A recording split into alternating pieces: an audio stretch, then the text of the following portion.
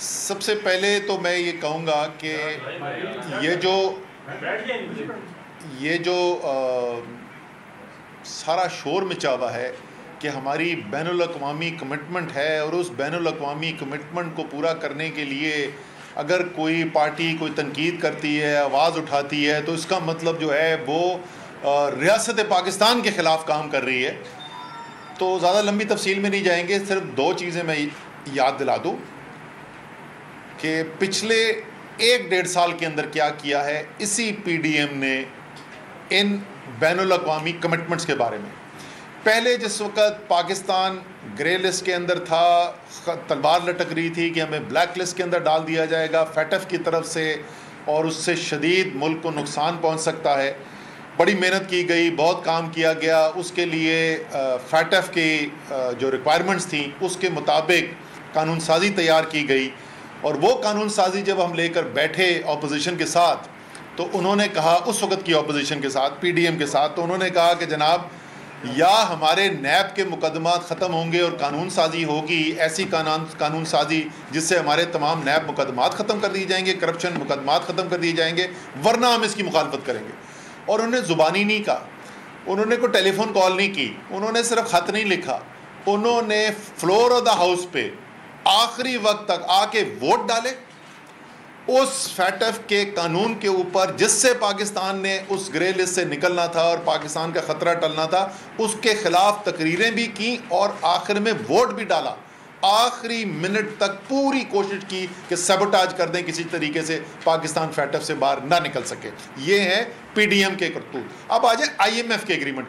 यही IMF का माहिदा जिसके ऊपर इतना शोर मच रहा है कि बहुत जुल्म हो जाएगा और तबाही हो जाएगी अगर IMF के माहिदे से कोई आपने बात आप वफाकी हुकूमत से कर रहे हैं, भी मैं उस पर आता हूँ, लेकिन उसको शायद IMF जो है वो उसकी वजह से परेशान ना हो जाए। स्टेट बैंक ऑफ पाकिस्तान का एक्ट जो था वो लाजिम शर्त थी IMF की इस मायदे के लिए। तकरीरें इनकी उठा के देख लें, वोट इनका देख लें, मैं दोबारा बोल रहा हूँ, जुबानी जमा खर्च नहीं, वोट डाला के उस स्टेट बैंक एक्ट के खिलाफ। इन्होंने कहा कि ये ईस्ट इंडिया कंपनी बनाने जा रहे हैं, पाकिस्तान को IMF के बाद पास गिरवी रखाया जा रहा है और पाकिस्तान जो है वो अपनी आज़ादी खो देगा। और उन्होंने आके उस स्टेट बैंक एक्ट के खिलाफ वोट डाला और उसके बाद साबित कर दिया कि सिर्फ और सिर्फ निरी सियासत कर रहे थे, उसका कोई ताल्लुक नहीं था पाकिस्तान के मुफाद से, वो अपनी सियासत कर रहे थे। क्योंकि आज उनको हुकूमत में बैठे हुए 4.5 महीने हो गए, इन्होंने जिक्र भी नहीं किया उस state bank of Pakistan act का। वो जिसको कह रहे थे पाकिस्तान जिससे गिरवी रख दिया गया है, जो ईस्ट इंडिया कंपनी बना दी जाएगी, वो कानून लेकर बैठे हुए हैं। क्योंकि इनको उस वक़्त भी पता था कि ये IMF के माहिदे की प्री कंडीशन है, एक लाजमी शर्त है। ये इन्होंने इस IMF के एग्रीमेंट के साथ इन्होंने कोशिश की है वोट डाले में आके। अब ज़रा सा बात करें कि अभी तक हकीकत में हुआ क्या है, क्योंकि रौला बहुत ज़्यादा ना, शोर बहुत ज़्यादा है। अभी तक हुआ क्या है? हुआ सिर्फ ये है कि वज़ीर ख़जाना खैबर पख्तूनख्वा तैमूर जगड़ा, जो अभी आपको ज़रा सी इसकी तफसील बताएंगे, उन्होंने ख़त लिखा वफाकी हुकूमत को। उस ख़त की तफसील तो ये बताएंगे, लेकिन उस ख़त का लुब्बे-लुबाब क्या था और वो ख़त लिखने की ज़रूरत क्यों पड़ी, वो ज़रा सा मैं कौम को बता दूँ। जिस वक़्त IMF का माहिदा करना था, ये क्या करते थे मैंने आपको बता दिया। ये सिर्फ ज़ुबानी उसकी मुखालफत नहीं करते थे, ये ज़ुबानी कोशिश सिर्फ नहीं करते थे कि किसी न किसी तरीके से IMF का माहिदा जो है वो हो ना पाए। ये असेंबली में फ्लोर पे वोट भी डालते थे उसके खिलाफ कि किसी न किसी तरीके से उस IMF के माहिदे को रोक दिया जाए। जब PTI से इन्होंने मदद मांगी, उसी PDM की हुकूमत ने, जो उससे चंद महीने पहले ये सब कुछ कर चुकी थी तहरीक इंसाफ की हुकूमत के लिए मुश्किलात पैदा करने के लिए, तो सिर्फ 24 घंटे के अंदर अंदर खैबर पख्तूनख्वा की हुकूमत जो है PTI की, उन्होंने मस्बत जवाब दिया। उन्होंने कहा कि इसके अंदर कौम का मुफाद शामिल है, इसलिए हम अपना पेट काट कर आपकी वफाक की हाथ मजबूत करने के लिए तैयार हैं ताकि आपका माहिदा हो सके IMF के साथ। वो और बात है कि उसके 2 महीने गुजरने के बाद भी अभी तक माहिदा नहीं हुआ। आज उम्मीद है कि आज वो माहिदा बोर्ड कर देगा अप्रूव। 24 घंटे के अंदर मस्बत जवाब दिया। साथ इन्होंने ख़त लिखा और उन्हें कहा कि जी अगर आप हम चाहते हैं कि हम ये करें, हम बिल्कुल करेंगे।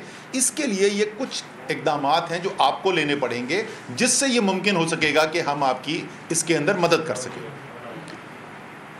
2 महीने का लफ्ज़, 2 महीने का बात, और मैं आपको ऑन एयर बोल रहा हूँ, मुझे नहीं याद कि कभी 3 साल में वज़ीर था, किसी अपोजिशन के एमएनए ने भी, वज़ीर छोड़ें, किसी एमएनए ने भी मुझसे कोई राब्ता करने की कोशिश की हो, टाइम मांगा और मैंने उसको टाइम ना दिया हो, कभी एक दिन भी इंतज़ार करवाया हो। 2 महीने सूबे का वज़ीर ख़जाना मीटिंग मांग रहा है, और ये जो ताकत के नशे के अंदर इस वक्त धोते हैं, उनको सवाए डंडे और ताकत के अलावा नज़र नहीं आ रहा। किसी ने गलत फहमी इनको पैदा कर दी है कि ये वाइसराय बन गए हैं पाकिस्तान के, किसके ये नुमाइंदे हैं, वो इन्हीं से पूछें कि ये किसके समझते हैं नुमाइंदे हैं कि जो वाइसराय के। 2 महीने वज़ीर ख़जाना खैबर पख्तूनख्वा यानी खैबर पख्तूनख्वा की हुकूमत को मीटिंग का टाइम नहीं दिया जाता। 2 महीने, इससे बड़ी गैर जिम्मेदाराना हरकत क्या हो सकती है? इनको फिक्र थी कोई IMF एग्रीमेंट की? इनको कोई फिक्र थी IMF एग्रीमेंट की? इनको तो अगर वजीर ख़जाना बोला था और मज़बत जवाब दिया था, इनको तो अगले दिन बुलाना चाहिए था। 2 महीने मुलाकात नहीं की। जिस वक्त अभी ये ख़त लिखा, तो आप कहाँ से निकल आया टाइम मुलाकात का? अभी तो 1 घंटे मुलाकात करके हैं तैमूर झगड़ा वहाँ पे मिफ्ताह इस्माइल के साथ। ये भी आपको बता देंगे वहाँ पे क्या हुआ। ये कैसे टाइम निकल आया? क्योंकि आप ताकत के नशे में धुत थे। आपको पता था कि आप पहले भी सियासत कर रहे थे, आप पिछले 2 दिन से भी सियासत कर रहे हैं इसके ऊपर। उनकी शौकत तरीन की फ़ोन कॉल आ गई। शौकत तरीन की फ़ोन कॉल के अंदर पहले तो ज़ाहिर है कोई मुल्क के अंदर कानून शानून तो बचा ही कोई नहीं है, वो टैपिंग हो रही है, खुलेआम कानून की खिलाफ वर्जी हो रही है। लेकिन करें, वो एक अलग कानूनी मसला है, वो कर लेंगे। उसके अंदर वो पुराना काम इन्होंने शुरू किया हुआ है, कट पेस्ट वाला तो करते ही रहते हैं, वीडियो भी बना लेते हैं कट पेस्ट करके, ऑडियो भी बना लेते हैं। ये पहली दफ़ा नहीं किया, वो करते रहते हैं। लेकिन जो चला भी है, मुझे ये बताएं उसमें शौकत तरीन क्या कह रहे हैं?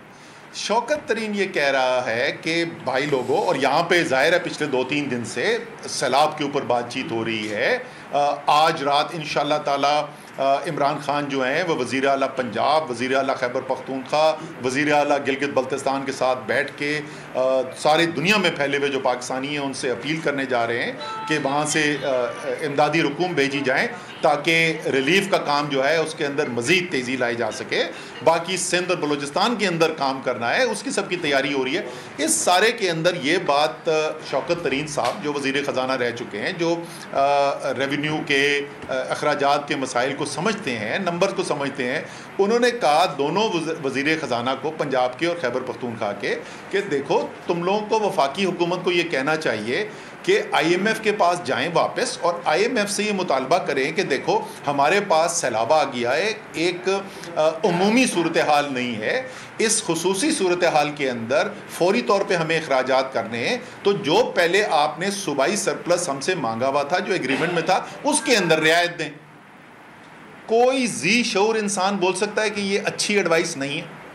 क्या इमरान खान ने जिस वक्त कोविड आया था तो खुद ज़ाती तौर पे IMF के मैनेजिंग डायरेक्टर को फ़ोन कॉल करके पाकिस्तान के लिए यही रियायत नहीं ली थी, फिस्कल स्पेस नहीं ली थी? क्या दुनिया में तमाम ममालिक जो हैं उनके लिए ज़्यादा वसाइल पैदा करने के लिए, क्योंकि कोविड की एक आफत आ गई थी, क्या दुनिया के अंदर डेट रिलीफ का प्रोग्राम नहीं लाया गया? क्या ऑर्गेनाइजेशन ऑफ इकोनॉमिक जो डेवलप्ड कंट्रीज़ हैं उनकी OECD ने क्या कर्ज़ के अंदर जो है रिस्ट्रक्चरिंग नहीं की थी? क्या ये ख़राब चीज़ होती है तो सारी दुनिया क्यों कर रही थी? इसी तरीके से पाकिस्तान के लिए एक नागानी आफत आई है और उसके अंदर मंतक बनता है। इस वक्त वज़ीर आज़म पाकिस्तान क्या कह रहे हैं? सारे पाकिस्तान से, सारी दुनिया से शहबाज शरीफ जो हैं बाहर की मुल्कों से, कुव्वतों से ये कह रहे हैं कि हमारी मदद करें। एक नागहानी आफत आ गई है मुल्क के अंदर, इसके लिए पाकिस्तान को वसाइल की ज़रूरत है, इसमें हमारी मदद की जाए। मुझे ये बताएं कि अगर आप बाहर की हुकूमतों से पैसा मांग रहे हैं तो आप क्यों नहीं IMF से कहेंगे कि यार सिर्फ हमें इस साल के लिए ये जितना हमें अखराजात करने हैं इसके फ्लड के रिलीफ के लिए, सैलाब के रिलीफ के लिए जो हमें अखराजात करें, उतनी आप हमें गुंजाइश दे दें कि हम अपना पैसा इस्तेमाल कर सकें, हम दूसरों से ना मांगें, हम अपना पैसा इस्तेमाल कर सकें। इसको ऐसे बना दिया जैसे पता नहीं क्या कोई बहुत बड़ा तूफ़ान खड़ा हो गया।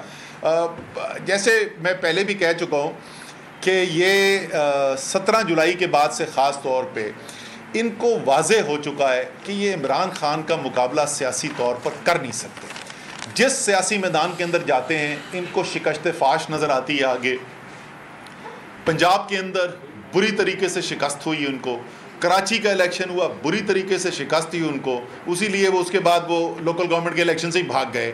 अभी आगे इलेक्शंस आ रहे हैं, वहाँ पर भी नज़र आ जाएगा। तो अब ये एक बौखलाई हुई हुकूमत है जो चाह रही है कि किसी ना किसी तरीके से कोई गैर सियासी बुनियाद पे हम कोई मुद्दा खड़ा करके इमरान खान को काबू कर सकें। इमरान खान के साथ पाकिस्तान की कौम खड़ी हो चुकी है और आप जितनी कोशिश करेंगे इमरान खान को दबाने की, वो उतनी ही उनकी मकबूलियत के अंदर इजाफा होता जा रहा है। अब मैं तैमूर से रिक्वेस्ट करूंगा कि दो चीज़ें, एक तो ख़त में इन्होंने लिखा क्या था वो ज़रा सी उसकी तफसील बता दें, और मिफ्ता इस्माइल साहब के साथ जो भी इनकी मीटिंग हुई है उसमें क्या हुआ उसका जिक्र कर दें। बिस्मिल्लाहिर्रहमानिर्रहीम। देखें जी, इसमें असद साहब ने जो पहली बात कही है, जो ख़त उनको 26 अगस्त को लिखा था, उससे पहले उसका थोड़ा सा कॉन्टेक्स्ट बयान करना ज़रूरी है। वो शुरू होता है एक्चुअली फाटा के मर्जर से। फाटा का मर्जर हुआ था मई 2018 में, और उस वक्त उनके लिए कमिटमेंट की गई थी कि उनको चूँकि 70 साल इग्नोर किया गया, मेन स्ट्रीम में लाने की रिस्पॉन्सिबिलिटी खैबर पख्तूनख्वा को दी जाएगी, और उनकी डेवलपमेंट के लिए, क्योंकि आप एजुकेशन देख लें, हेल्थ देख लें, आप रोड इंफ्रास्ट्रक्चर देख लें, पुलिस वहाँ पे नहीं थी, जुडिशरी वहाँ पे नहीं थी, लोगों का और जो 20 साल में वहाँ पे मिलिटेंसी के अगेंस्ट जंग हुई थी, उनको मेन स्ट्रीम करने के लिए जो है पैसे खर्च करने पड़ते। उस वक्त की गवर्नमेंट ने एक रिपोर्ट, सरताज अजीज़ कमेटी रिपोर्ट में ये वादा किया, आज मिफ्ता इस्माइल साहब को दोबारा पढ़ा, कि over and above the share of the PSDP जो उस वक्त बनता था 22 अरब, 3% of the NFC will be given to the development of FATA for 10 years। वज़ीर ख़जाना जब वो मर्जर हुआ, जब ये कमिटमेंट हुई कबायली अज़ला के लोगों के साथ, और खैबर पख्तूनख्वा को जिस बेसिस पे ये दिया गया, तो वज़ीर ख़जाना उस वक्त थे मिफ्ता इस्माइल साहब, आज वो माने भी, ठीक है जी। उसके बाद हमें जब कबायली अज़ला मिले तो 3 साल हमने कोशिश की है, और बल्कि सबसे पहले जो वज़ीर ख़जाना थे हमारे असद साहब थे, कि इसको बेहतर तरीके में कैसे हल करें, क्योंकि जिन चैलेंजेस में हमें इकॉनमी मिली थी तो पैसे नहीं थे, लेकिन इसी को लेके हमने एनालाइज़ किया, और असद साहब ने फिर एक प्लान बनाया कि हमें हर साल जब तक रिसोर्सेज ना आए, जब तक NFC ना हो, उसकी भी कोशिश की। सबसे पहले असद साहब ने बुलाई कि हम उनका बजट ज़्यादा करते जाएंगे, और वो हम करते गए। उसके लिए इनसे भी आर्ग्यू करना पड़ता था, असद साहब को भी ख़त लिखे थे। उसके बाद जब हफीज़ शेख साहब आए थे उनको भी ख़त लिखे थे। जब पहला MOU था, ऐसे ही ख़त हमारे MOU एक्सेप्ट करने की कंडीशनैलिटी थी, और मैंने ख़ुद लिखा था। उसके बाद हमने पहले साल उस कबायली अज़ला का बजट इंक्रीज़ किया। जब दूसरी बार हमसे MOU पे साइनिंग मांगी, शौकत तरीन साहब वज़ीर ख़जाना थे, ऐसे ही उनके साथ बात हुई, और उन्होंने हमारे डिमांड्स मान के हमें 25 अरब रुपए की रिकॉर्ड NHP का एक ग्रांट दिया हमारे बकाया जात के। तो जब ये गवर्नमेंट चेंज हुई तो बड़ा क्लियर था कि इनको ये बताना पड़ेगा मुझे, पार्टी की पॉलिटिक्स को अलावा रखते हुए, कि कबायली अज़ला पे हमारे साथ काम करें, इन पे इन्वेस्टमेंट, इनकी सिक्योरिटी, उसका पूरे पाकिस्तान पे असर, ये एक नेशनल कॉज है। पहले ख़त लिखने से पहले भी, जो कि जुलाई में लिखा था, बजट से पहले, मैं सिर्फ मिफ्ता इस्माइल साहब से ना मिला, NEC में ये जिक्र प्राइम मिनिस्टर साहब को किया, सारी जो फेडरल काबीना है उनको किया। उन्होंने फिर कहा कि मिफ्ता इस्माइल से जाके मिले, उनका रात तक इंतज़ार किया, 2 बजे तक। फिर नेक्स्ट डे उनसे मुलाकात हुई, वहाँ पे उन्होंने ये कमिटमेंट की, मैंने याद दिलाई कि उन्होंने ये कहा कि ठीक है, क्योंकि उन्होंने कहा हमारे ख़र्चे पूरे नहीं होंगे फाटा के, 2 मेरे बड़े इश्यूज़ हैं फाटा के, NHP के, आप ये सॉल्व करें। उन्होंने कहा मैं अपनी बजट स्पीच में ये कह दूंगा। मुझे बाद में इंफॉर्मेशन मिली कि इन्होंने कैबिनेट में डिस्कस किया, वो नहीं किया। इसको मिफ्ता इस्माइल साहब डिनाई करें कि हम मिले या नहीं मिले उस वक्त। उसके बाद ऑब्वियसली जब IMF के MOU का टाइम आया, हमने हाथ उठाया कि आपको याद है हम पूछ रहे थे अभी आप सरप्लस मांग रहे हैं, तो हमारे साथ बैठे। 5 जुलाई को टाइम मिला जो असद साहब कह रहे हैं। 5 जुलाई को उनसे मीटिंग की। उन्होंने एक 3 लाइन का ख़त दिया, वो भी मैंने जो है वो एज ए कंडीशन निकाला था कि हम आपके इश्यूज़ पे इमीडिएटली आफ्टर काम करेंगे। और उसके बाद मैंने अपने सेक्रेटरी फाइनेंस को कहा कि ना सिर्फ साइन करें, विदिन 24 आवर्स उनको पहुंचाएं, क्योंकि उन्होंने कहा था कि ये नेशनल इंटरेस्ट में है। और 6 जुलाई को ये पहुंचाया। आपको पता है वरना ये सरकारी प्रोसेसेस टाइम लेते हैं, एक मीटिंग ने ये 50 दिन लिए ना। तो 6 जुलाई को उनको वो ख़त पहुंचाया। फिर उसके बाद कोई 5-6 बार, मैं वो स्क्रीनशॉट्स लीक नहीं करूंगा, लीक्स का एक कल्चर है मिफ्ता साहब को, लेकिन मैंने अपनी पेशावर की प्रेस कॉन्फ्रेंस में वो सारी डेट्स बताई हैं जब मिफ्ता साहब को मैसेजेस किए गए। अपने फ़ोन से ही मैं रीड कर रहा था, आज कल अगले हफ्ते, राइट। उन्होंने पब्लिकली कहा कि इसलिए नहीं दी कि उनके सेक्रेटरी के कमर में दर्द था या वो हज पे गए हुए थे।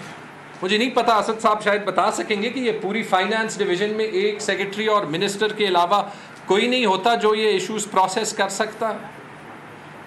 डर मुझे ये था उनकी अपनी पार्टी उसके पीछे लगी हुई है कि मिनिस्टर चेंज हो जाएगा, सेक्रेटरी इनका पता नहीं होता कब चेंज करते हैं, सब कुछ दोबारा से शुरू करना पड़ेगा। ये मैं आपको ऑनेस्टली बता रहा हूँ, और इसलिए बता रहा हूँ क्योंकि मुझे पता है और मैंने ये देखा है कि इनके जो सारे चमचे हैं जिन्होंने पहले ये इशू उठाया फिर आज उठाया, कभी जब मैं ये बातें कहता रहा हूँ, इन्होंने कभी फाटा की बात नहीं की, इन्होंने कभी खैबर पख्तूनख्वा की बात नहीं की। अगर हम पे पाकिस्तान के लोगों का हक उठाने के आवाज़ के लिए जो है आपने सवालिया निशान हमारी लॉयल्टी पे लगाना है तो वो आप लगाएं। हम पाकिस्तान के लोगों का हक डिफेंड करेंगे। खैबर पख्तूनख्वा पाकिस्तान का हिस्सा है, फाटा पाकिस्तान का वो हिस्सा है जिसकी अहमियत सबसे ज़्यादा है। मिफ्ता साहब ने एक और बात कही कि सिर्फ वफाक ने पैसे जो है वो फाटा पे लगाए हैं। 2 बातें मैं कहूँगा, अगर सिर्फ वफाक ने लगाए हैं तो इसका मतलब इमरान खान ने लगाए हैं, और ये मैं रिकॉर्ड पे कह चुका हूँ कि इमरान खान वो प्राइम मिनिस्टर थे जिन्होंने कबायली अजला का बजट 40 अरब से 130 अरब तक बढ़ाया। ये बात उनकी तब भी इसलिए गलत है क्योंकि खैबर पख्तूनख्वा ने वो वाहिद सूबा है बाकी सूबों का शेयर ना मिलते हुए कि उसने फाटा पे पैसे जो है वो हर साल लगाए हैं। अभी उनको स्लाइड पे दिखाया है कि पिछले साल कोई 15 अरब, और हमें अपने पैसों का इशू होता है। मेरा अकाउंट 1 अक्सर नेगेटिव में होता है, लेकिन हम फाटा पे कॉम्प्रोमाइज़ नहीं करते। मैं आप सबको जो है वो रिक्वेस्ट करता हूँ जाके वहाँ पे हालात देखें। उन लोगों की लॉयल्टी हमने लेनी है, उनका ट्रस्ट पाकिस्तान के स्टेट पे डेवलप करना है। अगर उसके लिए खैबर पख्तूनख्वा की गवर्नमेंट लड़ रही है तो ये कोई बुरी बात है। हम अपना जॉब ना करें, पाकिस्तान का इंटरेस्ट सिर्फ तब हर्ट होगा, ये मैं आपको वहाँ की ज़हनियत की बात कर रहा हूँ, जब इस्लामाबाद या लाहौर या कराची में ड्राइंग रूम में बैठे हुए लोग जो हैं उनको तकलीफ होगी तो IMF से $1-2 अरब लेने पड़ेंगे। ये सेंस ऑफ डेप्रिवेशन ना फैलाएं। मैं कौन सा फाटा का शहरी हूँ, मैंने 10-15 साल जो है प्रोफेशनली बाहर ही गुजारे हैं, लेकिन जब ये रिस्पॉन्सिबिलिटी मिली ये सारा कुछ अपने आंखों से देखा। क्यों वहाँ पे डेप्रिवेशन है, क्यों हर चीज़ पे वो सिटिंग गवर्नमेंट से नेगोशिएट करना चाहते हैं। उनके पास 70 साल वादे हुए हैं। अभी भी जब मीटिंग में गए, और मैं मिफ्ता साहब का शुक्रिया अदा करता हूँ कि उन्होंने टाइम दिया, हमें इन चीज़ों पे मिल के काम करना पड़ेगा। एक कमेटी भी बनाई, उस कमेटी में हमने ये भी कहा कि कम से कम फाटा का इशू महीने में हल कर देंगे। आई होप वो मिनट्स में आ जाएगा। लेकिन वहाँ भी, और मैं ये इसलिए कह रहा हूँ क्योंकि ये सवाल मिफ्ता साहब ने पहले पब्लिकली किए, पोस्टें कितनी बनाई हैं, क्यों बनाई हैं, खैबर पख्तूनख्वा ने पैसा लगाया या नहीं लगाया, खैबर पख्तूनख्वा को तो हम पैसे देते हैं। एक सवाल मैं करता हूँ वो ये कि आप मुझे ये बताएं, और वहाँ पे मैंने किया कि आप ये चाहते हैं कि खैबर पख्तूनख्वा जब NFC नहीं हुआ बाकी सूबे के पैसे कबायली अजला पे लगाए, फेडरल गवर्नमेंट हमें ये कह रही है या नहीं? क्योंकि वो पैसे NFC के शेयर के कबायली अजला के नहीं है। जब NFC नहीं हुआ तो वो फेडरल गवर्नमेंट की रिस्पॉन्सिबिलिटी है कि वो पैसे दे, तो उसका मुझे जवाब नहीं मिला और मिल भी नहीं सकता। आई होप इसके बाद मीटिंग्स जल्दी मिलेंगी, राइट? और यही तो चीज़ें खत्म उठाएं, और ना आपको खत लिखना पड़ेगा दोबारा, और ना सारे पाकिस्तान की मीडिया पे तूफान खड़ा करना पड़ेगा कि वज़ीर ख़जाना वफाक का वज़ीर ख़जाना सूबे के साथ मिलकर बैठ जाए। और इस पे भी जी खत पे मैं दो चीज़ें कहूँगा। खत को मैं ऑन करता हूँ, मैंने साइन किया, हो ही नहीं सकता कि मैं ऑन ना करूँ। खत में लिखा, कोई देख ले, चैलेंज कर ले, और ख़ुद लिखा है। कोई कह रहा था किसने लिखा है, मैं जी 15 साल काम कर चुका हूँ कॉर्पोरेट, उसमें खुद अपनी चीज़ें खुद लिखता हूँ, समरीज भी अक्सर खुद लिखवाता हूँ। खत में आप ऑन करते हैं जी, खत को मैं ऑन करता हूँ क्योंकि उसमें लिखा है। मुझे ख़त्म करने दें, मुझे ख़त्म करने दें। खत में लिखा है कबायली अजला के बजट का इशू सॉल्व करना चाहिए।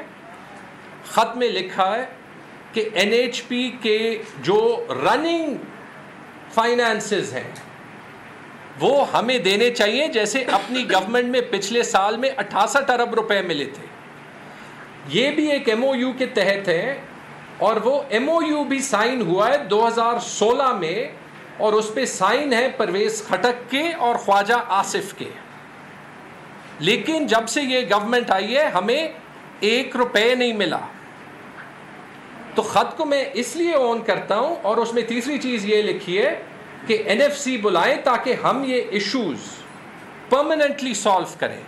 और उसमें चौथी चीज़ ये लिखी है कि जब सैलाब आया और ये हमारा डेफिसिट पहले से है, तो हम कैसे सरप्लस छोड़ने के पोजीशन में होंगे। उसमें जानबूझ के ये नहीं लिखा कि हम अपनी IMF की कमिटमेंट से पीछे जाएंगे। कोई जाके ये दिखाए, और ये इसीलिए लिखा इस तरीके से कि स्टेट को कोई डिफ़िकल्टीज़ ना पड़े। ऐसे नहीं किया कि हमारे MNAs ने उसी IMF के डील के अगेंस्ट जाके पार्लियामेंट में वोट किया।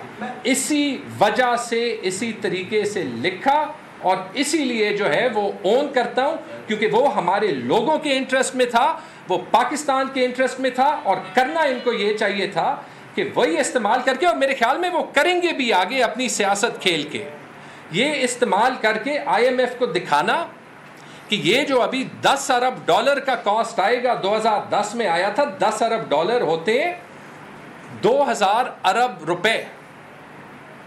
इसमें जैसे हमने कोविड में एडजस्टर लिया था, डेट जो है वो रिस्ट्रक्चर किया था, कि ये कंडीशनैलिटीज़ जो हैं वो ये आसान करें। और अगर ये गलत होता तो कल इस पे फॉरेन मिनिस्टर बिलावल भुट्टो का भी ये बयान ना आता। तो बिल्कुल जी, मैं उस बात को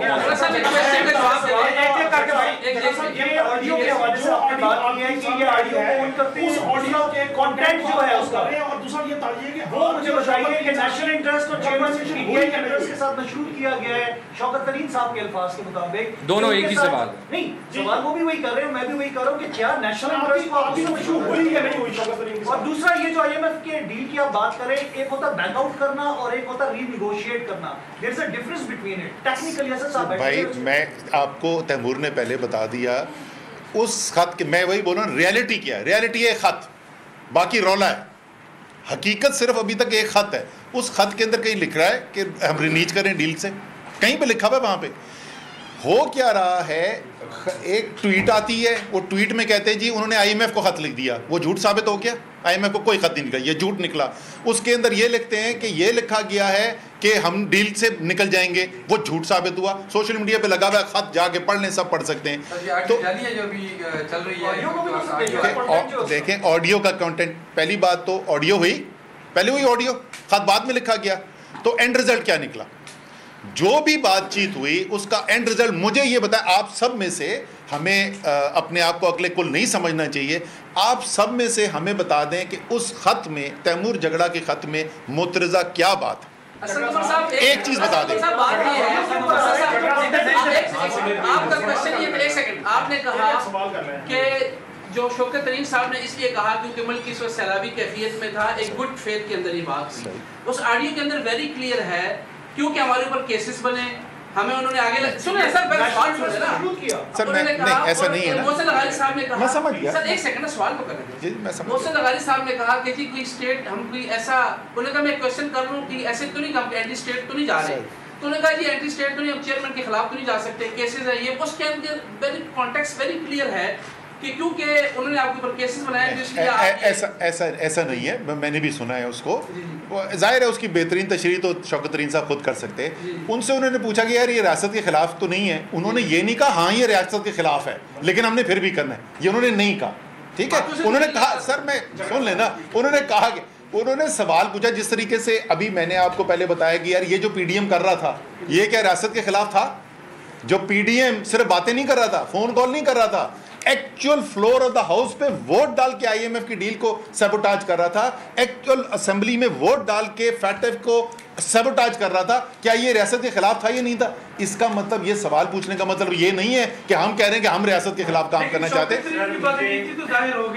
हकीकत बिल्कुल भी नहीं सर। क्या आप भी दोनों जो सूबों के वज़राए ख़ज़ाना हैं सर उनको इसी तरह डिक्टेट करते हैं या उनसे रब्ता करके उनको ये बताते रहते हैं जो शौकत तरीन साहब ने किया? सर देखें, पहली बात उन्होंने डिक्टेट नहीं किया, आपने सर उन्होंने, ओ भाई मैं वो ना को उनकी इन लोगों के साथ काम किया है, वो फेडरल फाइनेंस मिनिस्टर रह चुके हैं, उनकी वर्किंग रिलेशनशिप है, वो उनको मशवरा देने का पूरा हक पहुंचता है, उसमें क्या खराबी है?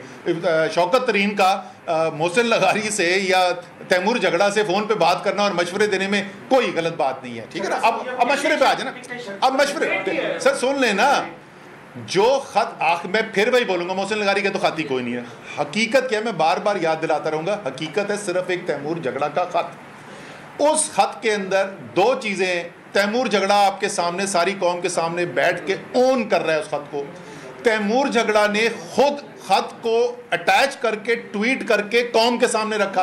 अगर सुन लेना, अगर तैमूर झगड़ा को लगता कि उस खत में कोई गलत चीज़ है तो तैमूर झगड़ा खुद तो ना कौम के सामने लेके आता ना, कोई और फिर लीक करता। तो उस डिक्टेशन कहाँ से आ गई? जो बात आखिर में तैमूर झगड़ा के ख्याल में मुल्क के सूबे के मुफाद में थी, वो बात उसने ख़त में लिखी, उसमें कोई नई चीज़ नहीं थी सिवाय इसके क्या फ्लड्स भी आ गए। यही बात वो 2 महीने पहले भी कर चुके थे।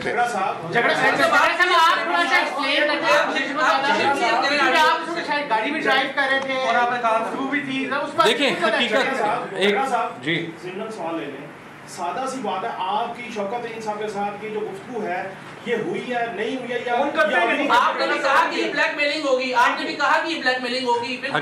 हकीकत सुन ले, हकीकत सुन ले।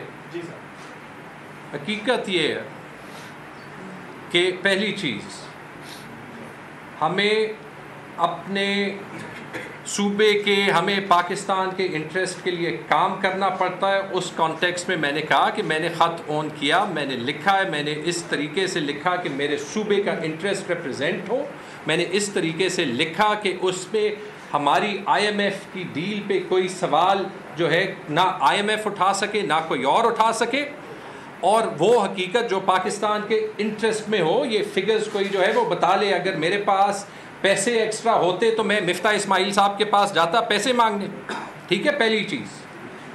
दूसरी चीज़ ये भी सुन ले कि जब ये कल्चर होगा, मैं जानबूझ के कौन सी चीज़ उसमें जो है वो कही गई है नहीं कही गई है इस पे इसलिए कमेंट नहीं करूँगा, क्योंकि जब तक ये कल्चर होगा कि फ़ोन रिकॉर्डिंग्स होंगी, जब मर्ज़ी रिलीज़ की, जैसे मर्ज़ी रिलीज़ की, नहीं की, कभी मेरे फ़ायदे में होंगी, कभी मेरे अगेंस्ट होंगी। लेकिन अगर उस बेसिस पे कोई मेरे से ये सवाल करेगा राइट कि अपने सूबे के या अपने मुल्क के या as a politician, as a minister अपनी इंटरेस्ट्स डिफेंड करने के लिए जो मैं करूँगा उससे मैं पीछे हटूँगा, द आंसर इज़ नो, नहीं, वो मुझे करना पड़ेगा। तीसरी चीज़ जो मुझे सबसे ज़्यादा तकलीफ़ देती है ये खैबर पख्तूनख्वा के फाइनेंस मिनिस्टर होते हुए और एक ऐसे पाकिस्तानी होते हुए, एक उस क्लास में होते हुए जो कि शायद 99% पाकिस्तानी से ज़्यादा प्रिविलेज्ड है, कि ऐसे मौके पे हम वो भूल जाते हैं जिस मकसद के लिए मैं आया था, कि वो जो बेचारे या सैलाब ज़दा लोग हैं उनका क्या होगा, या कबायली अजला के 60 लाख लोगों का क्या होगा जिनसे एक रात पे इन्होंने सेहत कार्ड स्विच कर दिया। अब मैं मुंशियों की तरह जो है वो उनको अकाउंट्स दिखा रहा हूँ, और हम इस पे आ गए कि उस फ़ोन कॉन्वर्सेशन में कौन सी चीज़ सही थी या कौन सी चीज़ सही नहीं थी। मैं लग जाऊंगा, आप इस पे हेडलाइन लगाएं, लेकिन मेरे लिए ज़रूरी है कि पाकिस्तान के इंटरेस्ट ना हर्ट हो, कि खैबर पख्तूनख्वा जो है वो तरक्की करे ताकि एक ज़्यादा सिक्योर पाकिस्तान बने, ताकि दोबारा मिलिटेंसी ना हो। और वो इस तरीके से नहीं होगा कि एक एक पैसे के लिए यहाँ आके रोना पड़ेगा, और मीडिया भी तभी घास देगी जब खैबर पख्तूनख्वा हेडलाइन में आएगा, जब कोई आपने कोई नेगेटिव न्यूज़ चलानी होगी। उस दिन नेपरा की मीटिंग में मैं आपको फ़र्क बताता हूँ। नेपरा की मीटिंग पे जब NHP में हुई तो एक दूसरे सूबे से जो है वो आए थे, उन्होंने कहा कि जी ये हमारा MOU फ़र्क है, तो हम इस MOU के इम्प्लीमेंटेशन के हक़ में नहीं है। तो मैंने वहाँ पे जाके कहा, सर तैमूर झगड़ा इस सूबे का केस लड़ेगा CCI में, लेकिन आप फैसला सही करें, राइट? लगाते जाएं जो आपने वो करने हैं, सवाल करें जो आपने करने।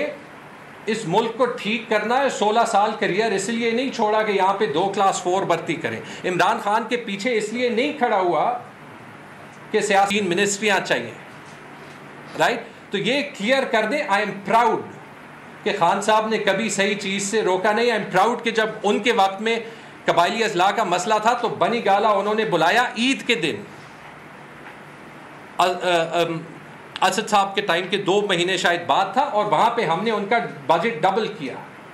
सारे प्रॉब्लम्स नहीं हल होंगे, लेकिन ये हकीकत है। इतना ही मैं कहना चाहता हूँ। आप देख रहे थे पाकिस्तान तहरीक-ए-इंसाफ के रहनुमा और KP के वज़ीर ख़ज़ाना न्यूज़ कॉन्फ्रेंस कर रहे थे, और मुबैना तौर पर उनकी और शौकत तरीन की जो ऑडियो लीक हुई है उस हवाले से वो बता रहे थे। उन्होंने कहा था कि जो ख़त लिखा गया है वो एक हकीकत है और उसमें कोई भी ऐसी बात नहीं की गई जो रियासत के ख़िलाफ़ हो। उन्होंने कहा कि फाटा का जिक्र किया गया है,